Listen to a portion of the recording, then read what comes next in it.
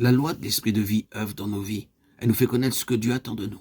Aucun véritable enfant de Dieu ne peut dire qu'il ignore sa volonté, car la loi de l'esprit de vie, dans le tréfonds de notre être, nous instruit continuellement. Aussitôt qu'une personne est née de Dieu, elle commence à savoir ce que Dieu veut d'elle.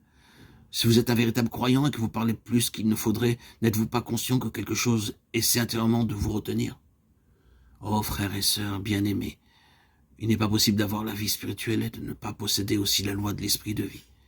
Si vous possédez la vie de Dieu et que vous avez besoin de connaître la volonté de Dieu, soyez alors assurés que cette connaissance vous sera accordée, non seulement pour les grandes choses, mais aussi pour les plus petites choses, si seulement nous prenions garde à ce que nous enregistrons intérieurement.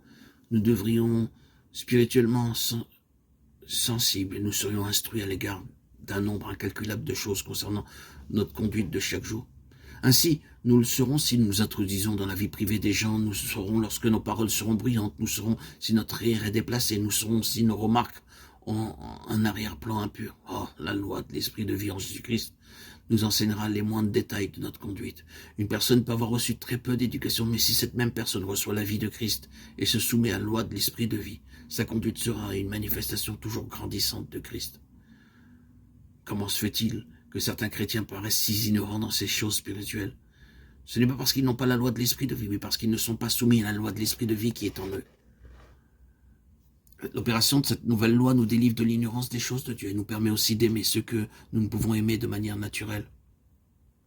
Par exemple, vous avez affaire à un frère particulièrement contrariant. Vous avez toujours des difficultés dans vos relations avec lui. Tout ce que vous pouvez faire, c'est d'être poli avec lui. Mais vous savez parfaitement bien que cela n'est pas suffisant, alors vous faites des efforts pour vous conformer aux standards chrétiens. Vous prenez à cœur la situation et vous priez sérieusement à ce sujet. Cependant, vos tentatives relationnelles n'aboutissent nulle part. Le problème, c'est que vous essayez de lui montrer que vous l'aimez, alors qu'en réalité, vous ne l'aimez pas. C'est donc un échec sans appel.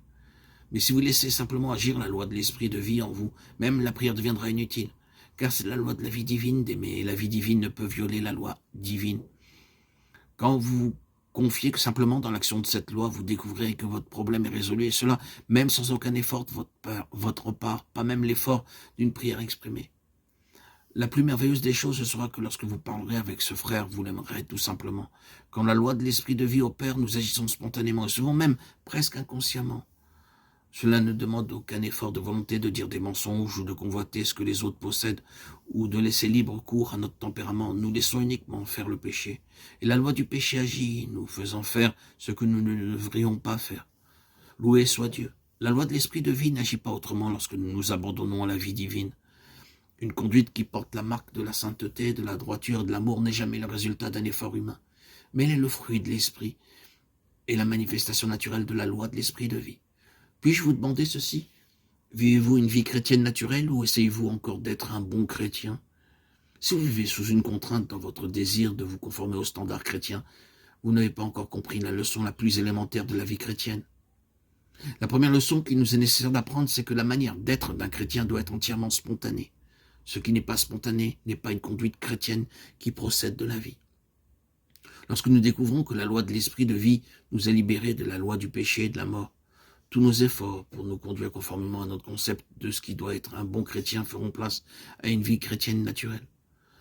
Nous serons délivrés de tout artifice dans le domaine des choses spirituelles. Nos paroles seront dépourvues de toute phraséologie spirituellement pompeuse.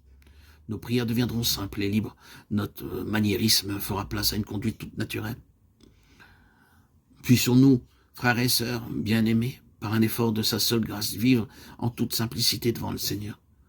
Nous souvenons que lors de notre nouvelle naissance, une nouvelle loi de vie nous a été accordée et qu'elle transcende la loi du péché et de la mort.